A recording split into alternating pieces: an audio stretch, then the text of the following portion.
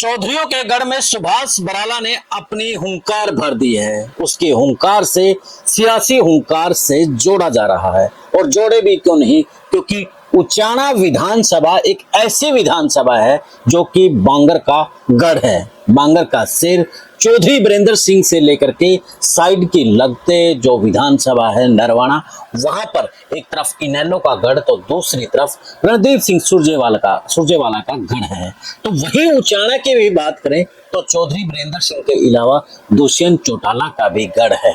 इससे थोड़ा सा आगे चलें तो फिर जुलाना विधानसभा आती है, जींद विधानसभा आती है। जुलाना में हाल फिलहाल विनेश फोगाट भी चौधरियों की सीट पर है। तो वहीं जींद की अगर बात करें तो जींद पर भी पहले कहीं ना कहीं इनेलो की छाप थी, लेकिन मनोहर लाल खट्टर की रणनीतियों ने उस सीट को तो अपनी तरफ कर लिया।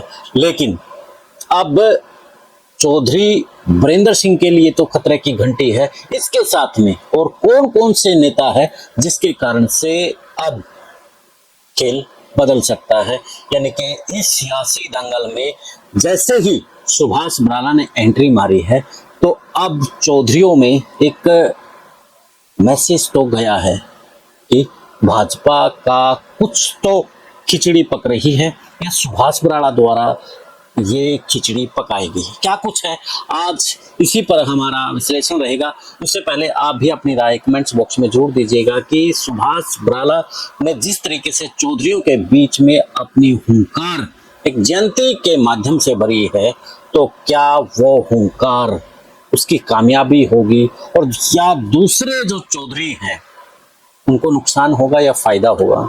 कमेंट में आपकी राय तब तक आप जरूर दें। पूरा विश्लेषण सुनने के बाद अलग कमेंट लेंगे, उससे पहले इसके ऊपर कमेंट जरूर दें। सभी को नमस्कार, राम राम। मैं Kuldeep Khandelwal, the supreme news. Subhash Barala कुछ समय से बिल्कुल शांत बैठे थे। वैसे देखा जाए सुभाष बराला की राजनीति अगर टोहाना में देखें तो वो देवेंद्र सिंह बबली को मात देते नजर आते हैं।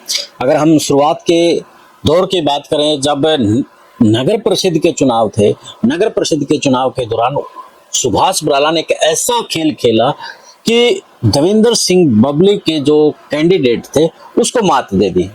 उसके बाद जाखल में भी हाल फिलहाल जो चुनाव हुआ था उसमें भी सुभाष बराला ने अपना खेल दिखा ही दिया है। इसके साथ में अगर हम विधानसभा के चुनाव की बात करें तो विधानसभा के चुनाव में भी देवेंद्र सिंह बबली ये कहते नजर आए कि मैं चुनाव जीत जाता अगर सुभाष बराला साथ देता। यानी कि बबली ने भी ये बात मानी कि बिना सुभाष बराला के टोहाना विधानसभा में जीतना बड़ा मुश्किल है।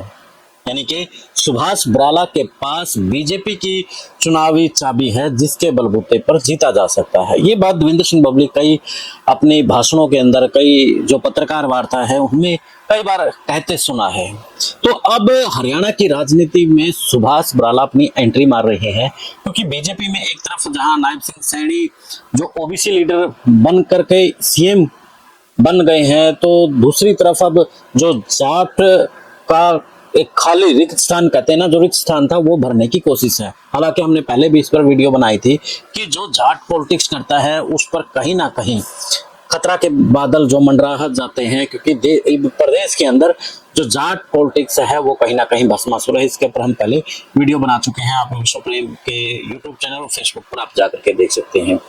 तो अब जिस तरीके से सुभाष बराला ने उचाना के अंदर जाकर के हुंकार भरी है, तो एक तरफ चौधरी बीरेंद्र सिंह को भी सोचना पड़ेगा, क्योंकि उन्हें बांगर का शेर कहा जाता है, बांगर की धरती का नेता कहा जाता है, और बांगर की धरती उचाना से ही शुरू होती है। लगती कई विधानसभाएं हैं, यानी कि जो उचाना विधानसभा है वो कई विधानसभाओं को एक साथ जोड़ती है। चलिए साइड में चलते हैं। नारनौंद विधानसभा में, नारनौंद विधानसभा में कौन आप जानते हैं, बीजेपी के बड़े दिग्गज नेता हैं। हालांकि हाल फिलहाल वो हाशिए पर हैं, लेकिन है बीजेपी के। जिस तरीके से सुभाष बराला दिग्गज नेता है उसी तरीके से वो है कैप्टन अभिमन्यु। पिछला चुनाव वो हार भी गए हैं, लेकिन वो भी अपनी एक पहचान जाट नेता के तौर पर बनाना चाह रहे थे, लेकिन वो जाट नेता के तौर पर अपनी पहचान नहीं बना पाए। अब सुभाष बराला जिस तरीके से धन्ना भगत के जयंती के मार्फत जो अब चर्चाएं हैं राजनीतिक गलियारों के साथ में अगर आप नुक्कड़ गली में उचाना, नरवाना, टोहाना में अगर आप बैठेंगे तो ये चर्चा आपको सुनने में जरूर मिल जाएगी कि हाल फिलहाल जिस तरीके से सुभाष बराला राजनीति कर रहे हैं वो जाट लीडर बनने के लिए ये खेल कर रहे हैं, ये जयंती मना रहे हैं, खेल माफी चाहूंगा, जयंती मना रहे हैं। तो अब कैप्टन अभिमन्यु पर भी इसकी आंच कहीं ना कहीं आ सकती है, क्योंकि उचाना और नारनौंद विधानसभा की जो सीमा है वो एक है, तो उनके भी गढ़ में कहीं ना कहीं सुभाष बराला की हुंकार है। उचाना में जहां चौधरी वीरेंद्र सिंह को इफेक्ट डाल सकते हैं, तो वहीं दुष्यंत चौटाला को भी इफेक्ट डाल सकते हैं, क्योंकि चौधरी वीरेंद्र सिंह के सामने दुष्यंत चौटाला अपना चुनाव लड़ते हैं, अपना गढ़ मानते हैं। पिछले दिनों भी वो उचाना में गए हैं और उन्होंने कहा है कि ठीक है, मेरी गलती है, बीजेपी से मैंने समझौता किया, लेकिन वक्त की नजाकत को देखते हुए उस वक्त उचाना के विकास के लिए मैंने निर्णय लिया, सही लगा। यानी कि जो दुष्यंत चौटाला का मोह है अभी भी उचाना विधानसभा में है। तो आप थोड़ा सा इधर आ जाइए, कैथल विधानसभा हो चाहे कलायत विधानसभा हो। पहले कलायत चलते हैं।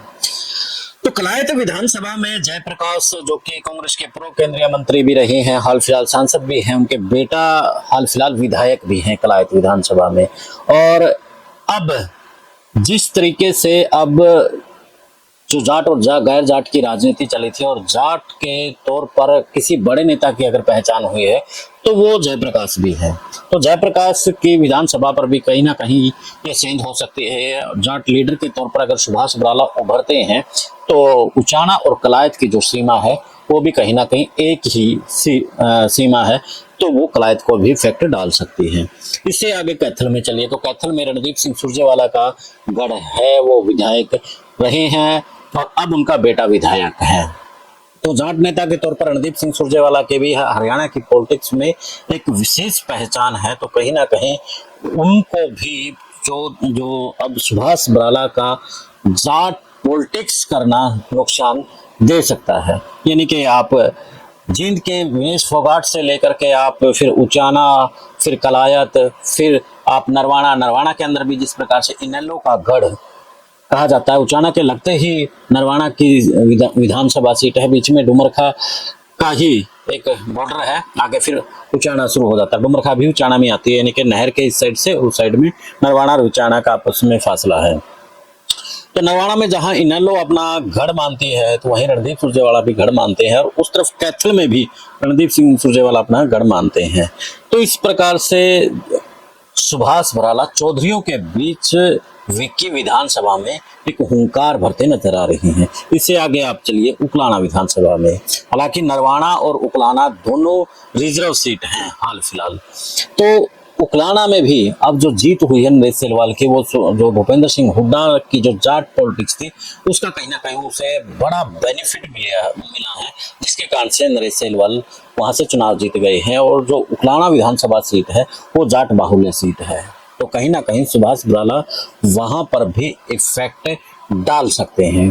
तो यानी कि कई विधानसभाओं को घेर करके चौधरियों के बीच में रह करके सुभाष बराला इस वक्त चौधरियों के बीच में हुंकार भर रहे हैं। हालांकि वो देखना दिलचस्प रहेगा कि सुभाष बराला का जो जाट पॉलिटिक्स करना है वो कितना फायदेमंद रहेगा, वो नुकसानदायक रहेगा, ये तो समय की बात है। लेकिन हाल फिलहाल अगर हम बीजेपी की राजनीति को देखें तो हमें तो फिलहाल नुकसान नजर आता है, क्योंकि बीजेपी, अब आप यूपी का ही लीजिए इसमें उदाहरण, यूपी के अंदर अगर वो सीएम चेहरे के तौर पर किसी मुसलमान को बना देते हैं, सीएम बना देते हैं, तो जो हिंदू वोट बैंक है वो एक साइड में बैठ जाएगा। इसी प्रकार जो बीजेपी है जाट और गैर जाट की राजनीति कर रही है, और जो वो जाट को सीएम बना देगी तो गैर जाट जो उसके साथ है वो साइड में लग लेंगे। यानी कि हरियाणा की राजनीति हाल फिलहाल ये कह रही है। और सुभाष बराला से कभी मैं मिला नहीं हूँ, उनकी क्या कुछ पॉलिटिक्स है, हाल फिलहाल हम इसी पर चर्चा कर रहे हैं जो राजनीतिक गलियारों के साथ में नुक्कड़ गलियों में हाल फिलहाल चली हुई है। तो क्या कुछ लगता है आपको चौधरियों के बीच में सुभाष बराला की हुंकार को लेकर के और उनकी जाट पॉलिटिक्स को लेकर के, जरूर बताइएगा। चैनल को फॉलो शेयर और सब्सक्राइब भी कर लीजिए। दे इजाजत, फिर मिलते हैं एक नए मुद्दे, एक नए विश्लेषण के साथ। जय हिंद, जय भारत।